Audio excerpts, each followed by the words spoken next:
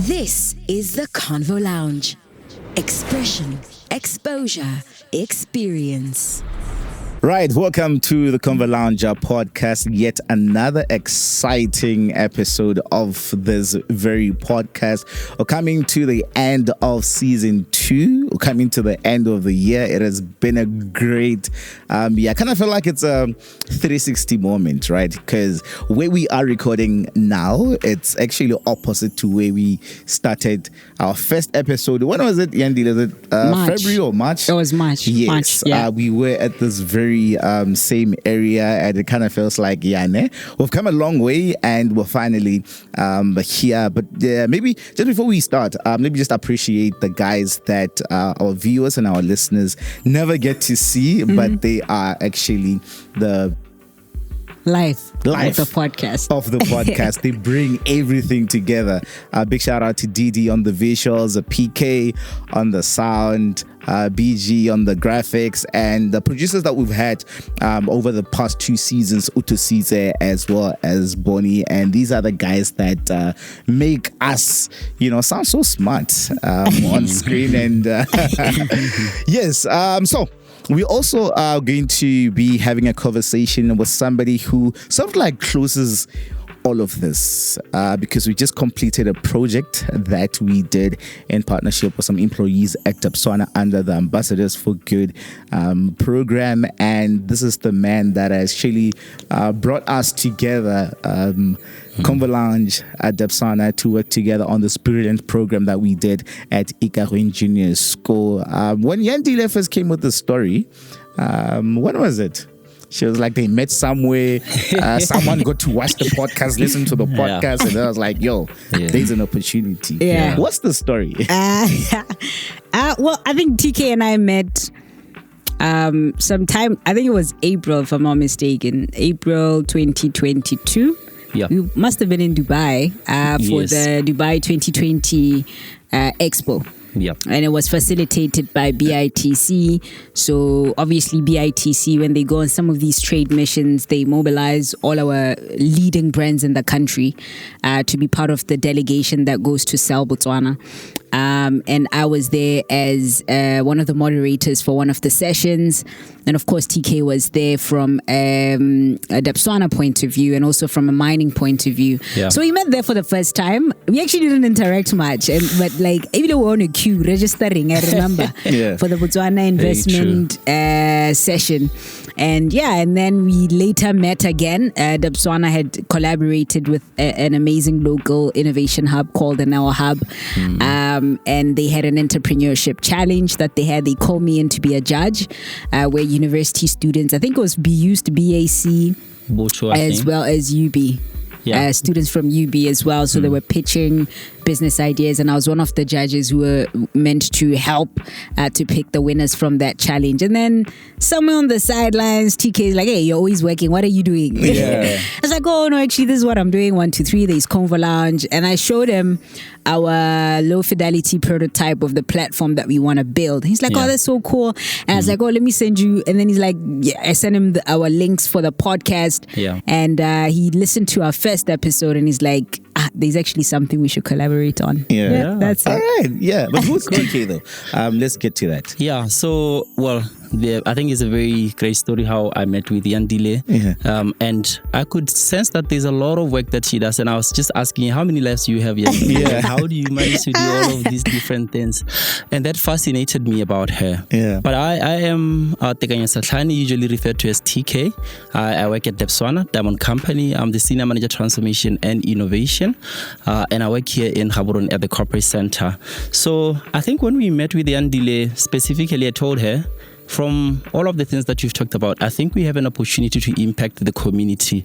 And at the time, we didn't even have any knowledge of the fact that we would have maybe a scholarship, a sponsorship that is coming on the way.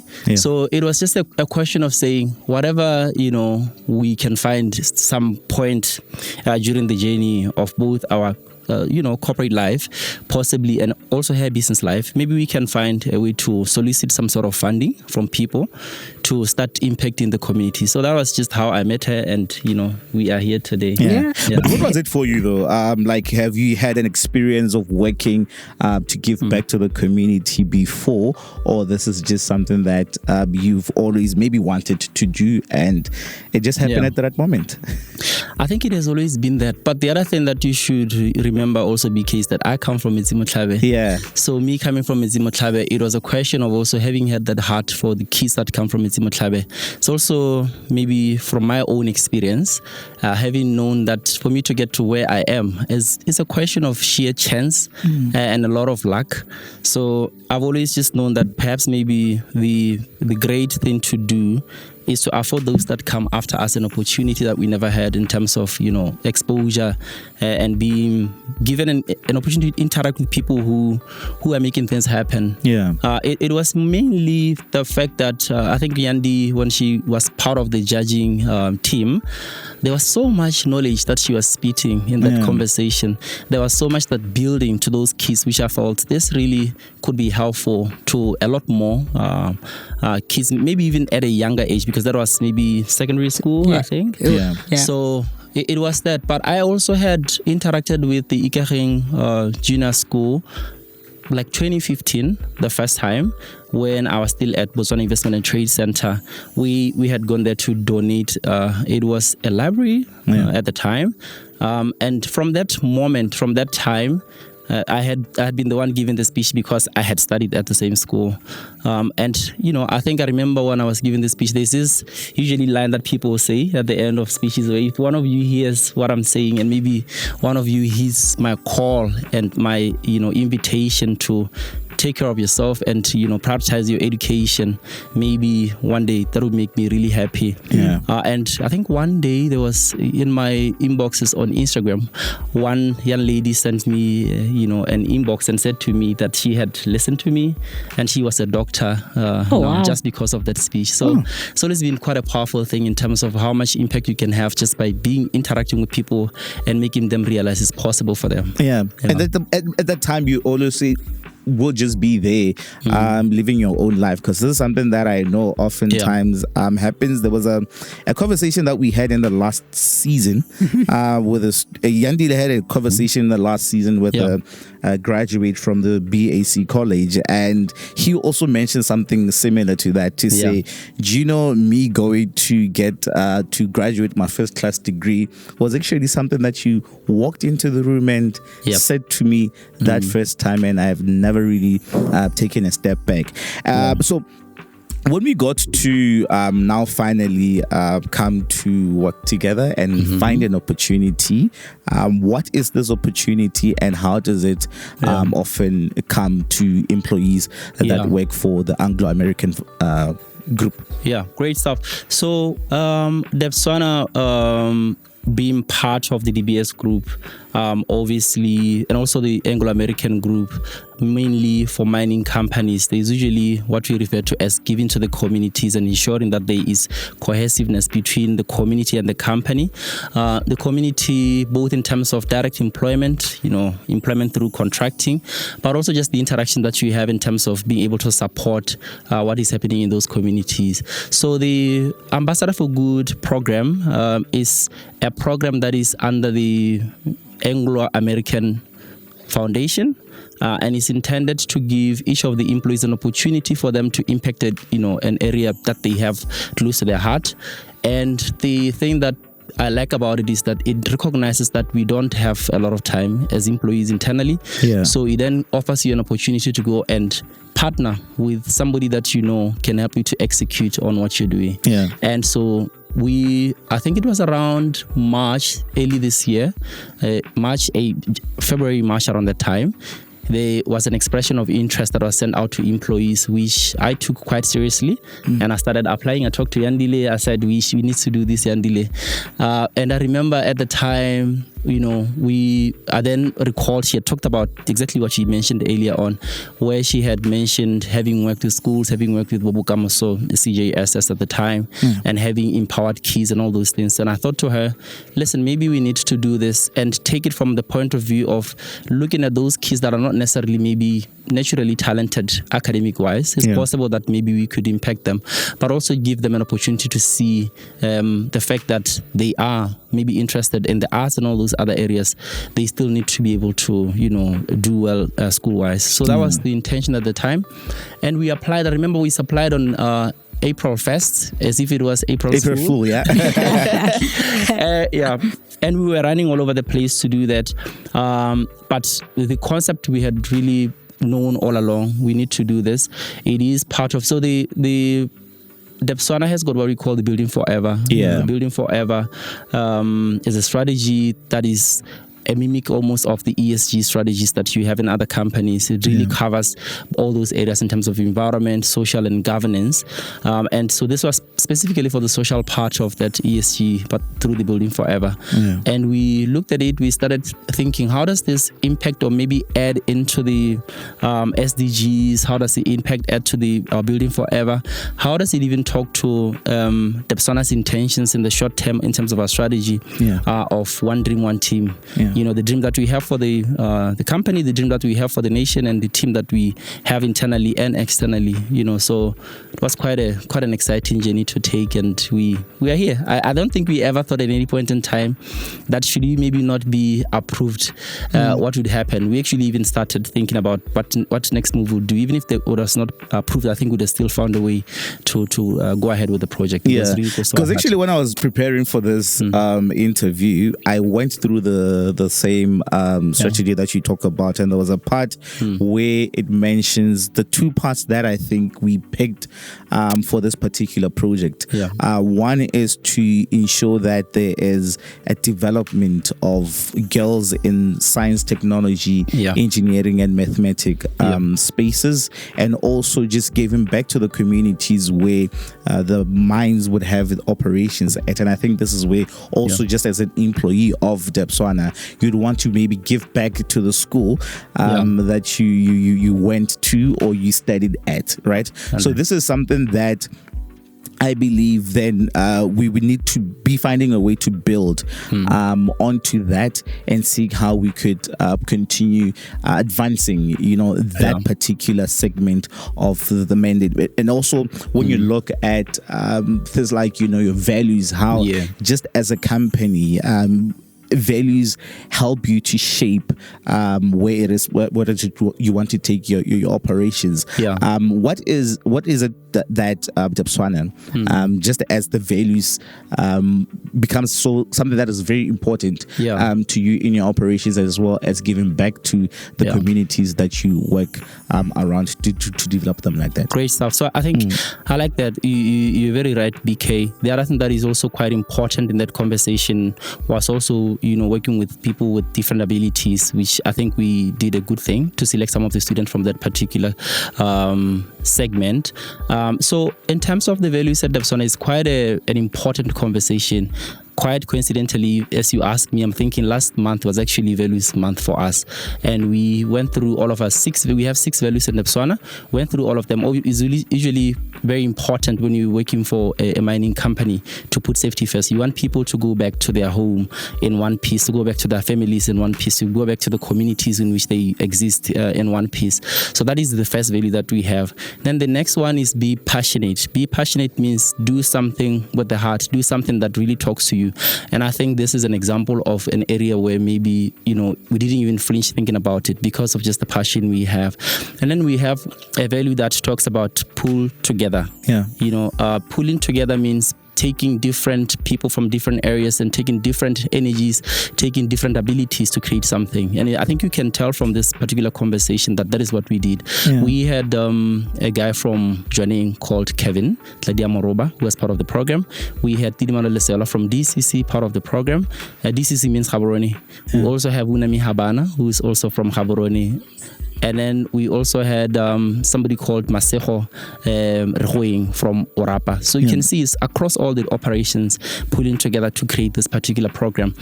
But that's not the only value. So that's the third value that I talked about. The fourth value is about building, build together. And that I might have pushed up that one a bit, so I have to check it. But it's really about building stronger teams, and so that's what happened. And then the one that is more even relevant to this conversation is around Show We Care. Show We Care is about giving to the communities, caring for the environment, caring for everything that we impact in the conversation of developing value within Debswana. Then the last one is Shape the Future. So you can imagine if you guys usually talk, because I also follow your podcast, so I'm a big fan of your podcast. I did listen when you're talking about the impact in terms of the unemployment area it really starts from family planning. So shaping the future, if we are able to catch our kids maybe when they are at middle school, it's not that bad. At least we are not that far off in terms of how to do it. We can do better. But so the Shape the Future, it's really about that. So this is really a demonstration of living the values through all of the 6 values that I talked about specifically. All right, fantastic. Let's go for a quick break, and then we're going to continue our conversation just after this. Thank you. Cool stuff. Sure. This is the Convo Lounge. Expression, exposure, experience. Right, welcome back to the Convo Lounge podcast, and today we are hanging out with Uncle TK, as he was called by the students at Ikageng Junior School. We just completed a project, and we're just talking about that project, and maybe let's just jump into the lessons that we got from that. When we started this, we were starting on a clean page, very blank. We had to develop like everything from scratch, from the proposal, bring our heads together as to what we want to do. Also getting to approach the school first to just ask for permission to work with this project. It's something that we've not done before, so even the school did not know if who we are, where we come from, if we're going to bring something that will be of any impact to the students. But the good thing is they finally just managed to open that doors to us, and we got to work together on this project. And I think that really goes to say, they takes patience to get these things done, more especially as you mentioned earlier on, when it comes from passion, when it comes from doing something from the goodness of your heart. You will try to tick all the boxes that needs to be ticked, because at the end of the day, the people that you want to impact are the students, and you want to get them to that. I don't know what you had to pick from this project, Yandile. I think that I just want to go to the start, because I'm sure there are a couple of people that are curious, okay, how did this partnership come about? Like, just for a knowledge transfer. I think what was really unique about this as well, TK, I think earlier on you spoke about how we met, we conceptualized, and we submitted a proposal. It was actually proposals submitted on a parallel. So the Debswana team had to submit its own proposal, and then we had to submit a proposal as well as Convo Lounge to the Anglo-American Foundation, right? But the proposals had to be similar and the same. The only difference with us, we also had to submit, I think, a budget. Right? And then from there, they got approval as the internal team, and then we also got approval as Convo Lounge. Then we had to go through a due diligence. But what I find really unique about this is that it wasn't just like funding, because what's common in the CSI space or CSR space is that a brand will fund you, will fund a community, and then that's it. They give you the money, and then they come back to you again when it's time to report an account that you use the money where you said you'd use it.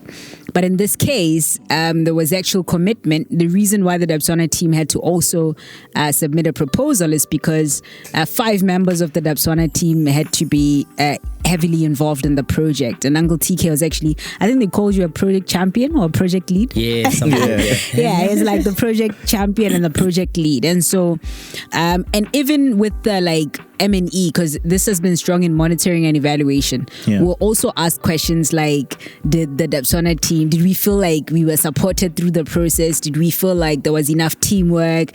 So, the entire group is really interested in ensuring that they're not just funding communities, but, the talent is also heavily involved in that to transfer knowledge. So I thought that was like a really unique thing about this. And I think also this is something that maybe TK, as the team that was working on this project, everybody was involved in actually making it what it is. And I believe that there would be some sort of either skills or something that new that you've learned. It could be from us as your partnering organization, or from the students themselves, or also just working with the school in entirety. Yeah.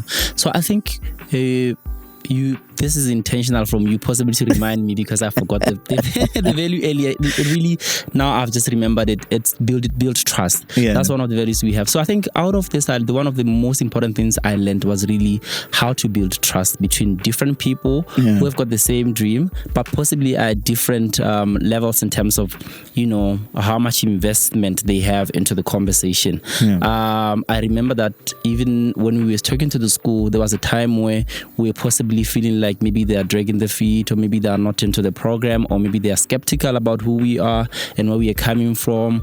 And over time, it's really a question of continuously conversing and doing those things. But if I was to say something that I learned, you just called me earlier Uncle Tiki. One of the things that I really enjoyed was to be able to see how when we build trust, people transform. So we came into the school, the kids were very timid. They were quite intimidated by just seeing us coming in there. I don't know. Maybe they don't interact a lot with people from outside, as the teacher was saying. But over time, when we were leaving, by the time we were leaving, when we were at the graduation ceremony, it was quite nice to see them, feel like they are part of us as a conversation. We had, managed to build that trust with them. And one of the things that I also really liked, I think, and learned from Convo Lounge is the art of being able to narrate and document the story. So that for me was quite a powerful thing. And sometimes it's also the curation, being able to take different elements and put them together, and being able to make sure that is impactful to those kids in a way that we would have never imagined. So it's possible that maybe if we did the program internally, I might have invited them to Debswana, took them through what Debswana does, but to be able to take them through many different organizations who do different things, for them to be engaged physically, in terms of using their hands to do those things, was quite a powerful thing. So I think it's one of the things that I learned, but I also learned that is fun to work with the youthful people, So, and of course, no, it's not very crazy. You send 74 WhatsApps in a day asking for something to be done, and you have to find time in between to say to BK, yes, we can go ahead, or no, we cannot go ahead, and sometimes it's a bit frustrating. So I think it continues to test as big organizations, are we really built to execute in the most efficient and effective way possible. Because powerful. me doing that, right, is that there's actually one of the employees from Debswana. He's with the corporate affairs, and he actually came to me and asked me if I've done or studied communications. 100%. And I was like, no, it's just that I think being in the space of media space for a very long time, I've gotten to understand the need to communicate a brand, right? Brand importance, and how you package and you communicate certain information about a certain brand that has been built over time. So that is why me, getting to get those checks, and I remember there were things that I know we couldn't do, but then I felt like they could have added more value to the program. It's just that it was taking a bit of time to get those approvals and stuff like that, but this also just goes back to saying like you're saying, when you work as a big organization and you are not so in touch with the world outside, what is happening with the world outside? How is the programming that you're just trying to do in the community going to help you guys propel forward? So it would be most important for us to actually go out there and see it from the lens of the external community. And that is why I think in our conversation as Convo Lounge, we always go and advocate for maybe building youth advisory councils, right? To say, you are having a solution as a CSI initiative to benefit the community, but is it really benefiting the community in the way in which you'd want it to benefit them, right? Yeah. And sometimes you'd find that even us, just as young people, I was having a conversation with a young deal about something yesterday, and she was surprised that a lot of artists that were coming up, she didn't know those artists, right? Yeah. And then I was like, maybe this is actually actually this is something that actually we need to also, look at as Convo Lounges. We're developing these different programs for these young people. Get that voice. 100%. Get to understand the environment that they are living around. 100%. I think it's a very important concept. Normally, when you're talking about systems thinking, it starts first with empathy, and empathy means being able to put yourself in the shoes of who you're developing the product for. I think we tried to do that to a large extent. We were not really successful 100%, but at least we had some views of the teachers and who are very engaged and close to the students. I think the other thing that also makes it maybe oftentimes a bit difficult to get to decisions fast with the program is because the program is layered. So there's Debswana, you get to Anglo, you get to the foundation. There's so many different stakeholders to engage as you are developing it. But yes, the agility of your organization, I wouldn't say is necessarily similar with ours, and that's because being a large corporate, sometimes it's got a lot of layers and a lot of policies and stuff. You need to be able to fulfill certain things. But when you are in your office, you can wake up this morning and decide, hey, let's print some t-shirts. Should I put the logo here or the other side? And I'm like, no, you actually have to send that particular picture of the design. I had to take it to Patrick, who's a corporate affairs. Patrick is gonna approve for us. That's quite some process. I'm like, when you are here, you just print if it looks nice. If it looks nice, then we're good. Yeah, no, I think nothing much to add on my side. I think we also learned with the students in Ikageng that who we thought were influential or should be noticed by young people, they don't know them. Yeah. Like, we're really shocked that the kids didn't know who Marang is. And I'm like, guys, why don't you know who Marang is, but at least they knew who Drama Boy was. So that was also a huge realization to us to say, like TK said, we need to get into that world. No, if we cannot influence them and be role models to them if we don't understand who is currently influencing them or what's currently interesting to them. So I think one other thing that I really think we need to cultivate in our people, and especially young people, is appreciation of their own people. I think most of them, when we were talking about music specifically, they kept referring to international, artists, and I didn't hear a lot of them talk about specifically who they are following locally. Yes, I mean, I know I don't know a lot of young people. Possibly, I'm still stuck with my cousin Lizibo, and it's gonna kill me. And even then, and I think it's a question of just understanding your environment. He often tells me, if you're going to be engaging with young people, they might not necessarily know everything because he performs, he knows what's happening. So I think it's a question of also just, as we expose them to these different programs, let's also make them to be very, I would say, proud of their own and proud of what they create, because through that is the only way that we can be able to then ultimately get somebody to be interested in them, because some of them are interested in them. It's the creative confidence. I remember during the business, I think the entrepreneurship workshop, we were just having conversations about some of the challenges that are there in the communities, whether it's healthcare and lack of access to medicals or medicine or pills, right? And then we got into this conversation because we were trying to inspire them to say, don't just see and notice that, okay, the clinics in Metsimotlhabe don't have enough pills. Have a solution-oriented mindset, right? Hashtag mindset change.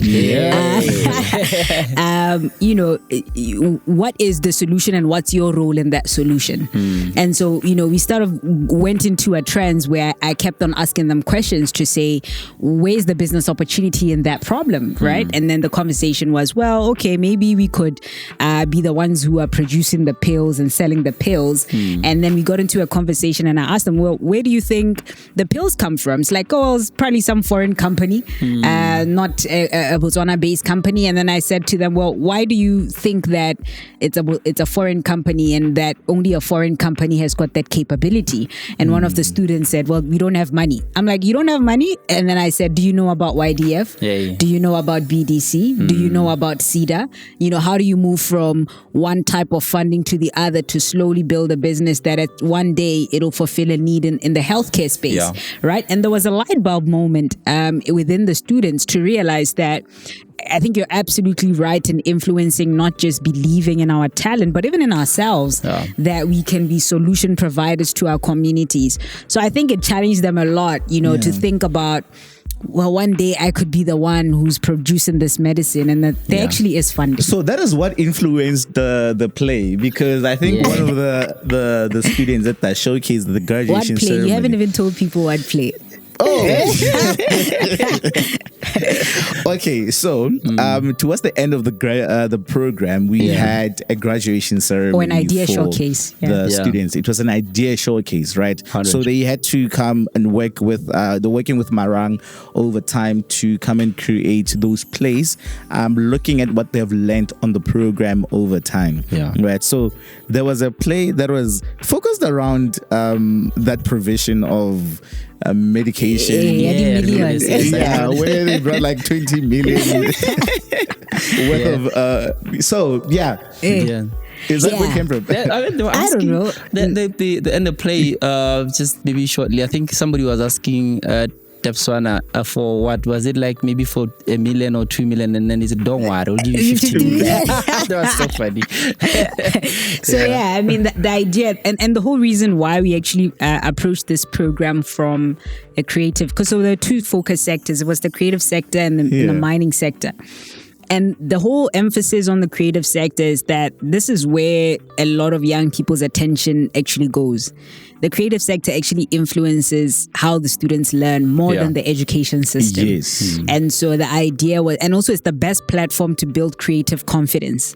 So the idea was that, yes, we're taking them to observe Debswana, we're taking them to observe the mass media complex, we're giving them presentations about the mining value chain, but how can we have more engaging ways to help them in how they interpret this information and make it and utilize it for their own good. And so that's where the idea of the creative idea showcase came about, where it was really more of a challenge to them to find out if they're paying attention, listening, and if this is relevant to them in any way. But it also was an opportunity for us to learn from the students how they interpret everything and what's their reality, because we actually didn't give them a script. They scripted everything from their end, and of course consulting the Debswana team and us as Convo Lounge as well, but they had the creative freedom to choose what they want to their place to focus on based on the lessons that they had learned throughout the program. So All right, let's just close it off. What's next?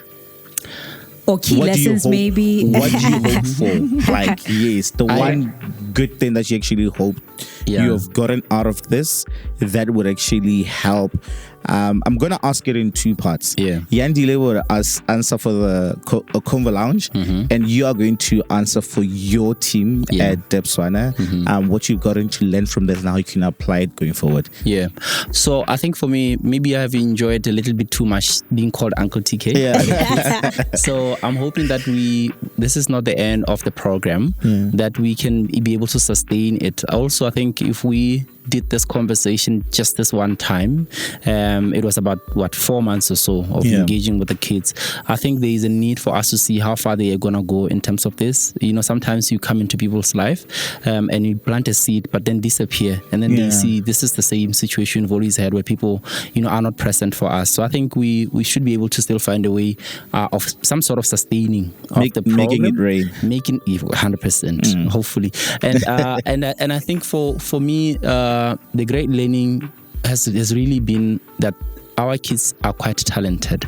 I didn't expect the amount of brains that we got into when we had conversations with the kids, even including what Yandi was talking about, how creative they were to be able to tell the story of what they have learned through play.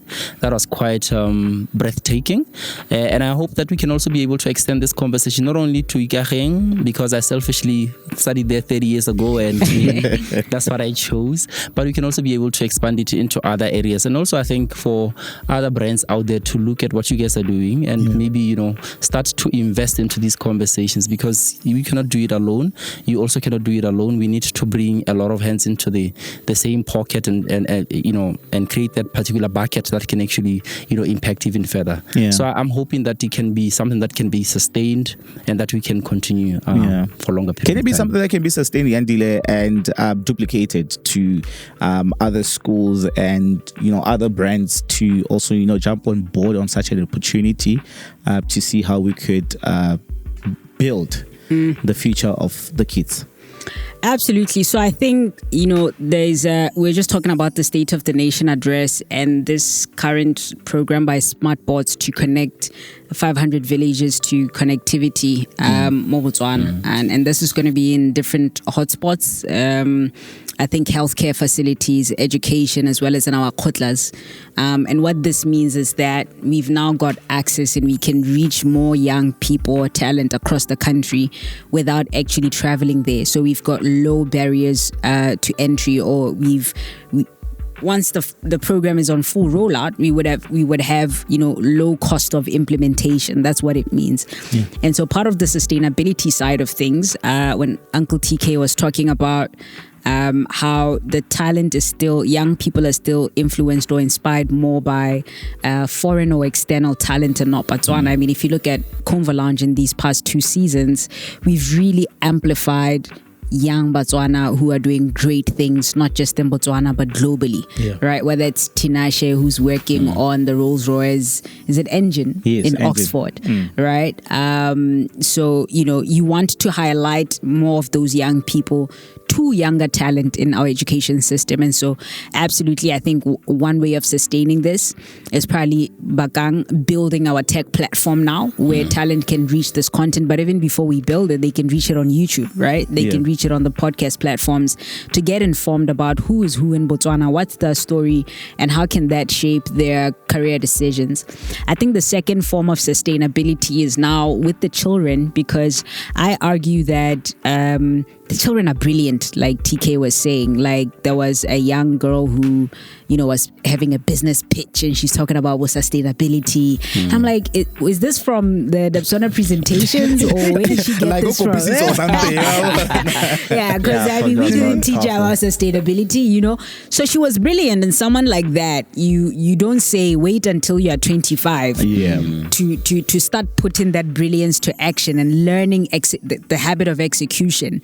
I think a part of sustainability now is moving beyond just funding the administrative side of the programming and actually funding these young people to do community programs or initiatives, right? Yeah. Of course, they're still young by law to start actual businesses and start commercializing, but I think we can start it at funding them to create mini projects and programs to make an impact in their communities. And so the mindset we're changing is to be observers and consumers, and we're trying to accelerate the gap between thinking, having an idea, and actually doing something about it.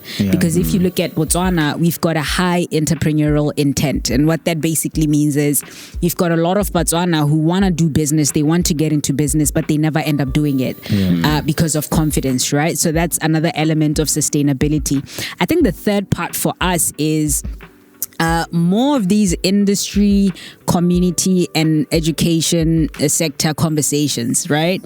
Just from what we've learned from working with TK and the team, and what they've learned from us, and what the school has learned from us. I mean, we ended up inspiring even the teachers. Yes, and they say they want a program that is specific for the teachers, right?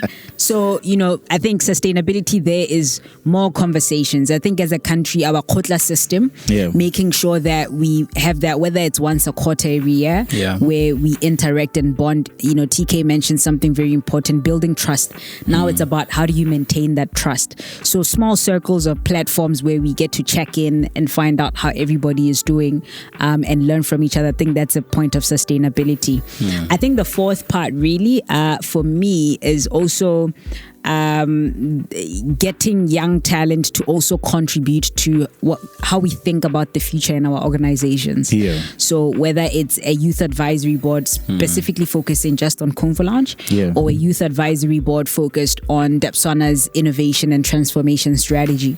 So if you got a youth advisory board of young talent in Form 2 or junior secondary or secondary, and ask them what they think about, there was a kid who asked us if we could mine in Mars, right? If you could get them in a room and say, this is our organization, what does it look like in the future? And in the future, by the way, you'll actually be the talent working in it. So I think that's a point of sustainability. And I think the last thing is more investment from an industry point of view to ensure that we're talking about a knowledge-based economy. What does that actually mean? The knowledge that we have about industry, of the mining value chain and how Debswana functions or how Convo Lounge functions, how do we convert that to consumable content by young talent? Right? The conversation that you have with me as Yandile is not the conversation you should be having with a 15-year-old about what the mining value chain is.